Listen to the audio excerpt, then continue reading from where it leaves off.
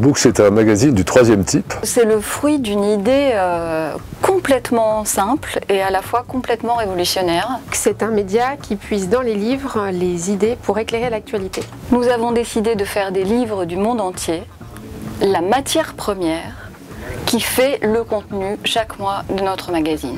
Pour fabriquer un numéro de Books, on passe en revue tout ce qui se publie dans le monde, en anglais, en allemand, en italien, en espagnol, en portugais, en arabe, en chinois, en japonais, en tchèque. D'une façon générale, Books, c'est le magazine qui vous parle de sujets dont personne ne vous parle ailleurs en France. Books, c'est un magazine en fait qui permet de voir ailleurs ce qui s'y passe et ce qui s'y pense. Et ça fait un bien fou. Books, depuis 7 ans, ce sont près de 80 numéros, 7 hors-série, 120 interviews, 900 traductions, 3000 articles au total, plus de 10 000 livres évoqués. Et maintenant, plus de 400 newsletters.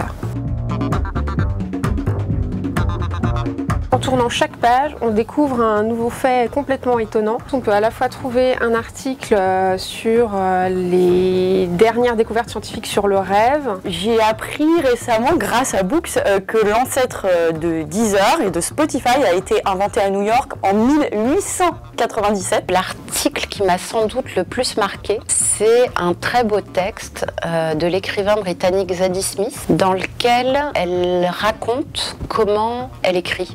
C'est le premier journal quand même en France à avoir parlé des menées un peu scandaleuses des laboratoires pharmaceutiques, bien avant l'affaire du Mediator. J'ai découvert dans Books qu'au Moyen-Âge, on faisait des procès aux animaux. Vous allez aussi avoir par exemple un extrait de manga qui raconte le quotidien des ouvriers japonais qui travaillent à décontaminer la centrale de Fukushima.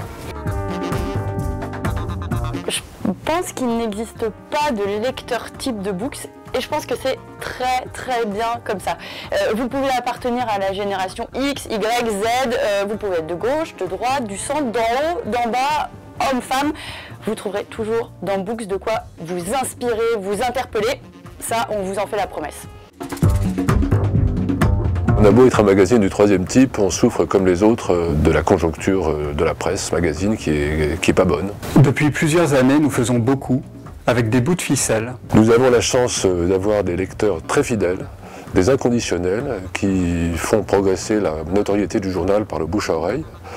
Mais tout ça ne suffit pas. Des villes comme Limoges, Dijon, Nantes peut-être, n'ont jamais entendu parler de Books. Pour définitivement installer Books dans le paysage médiatique, parce que c'est ça notre objectif et c'est ça la raison de cette campagne. Il faudrait que nous fassions beaucoup mieux, beaucoup plus, et ça demande effectivement des investissements. Plus d'actions de visibilité pour faire connaître Books à tous ces lecteurs potentiels qui ne nous connaissent pas encore. Plus de moyens aussi pour créer une véritable communauté. Et plus de correspondants à l'étranger pour offrir à nos lecteurs encore plus de diversité.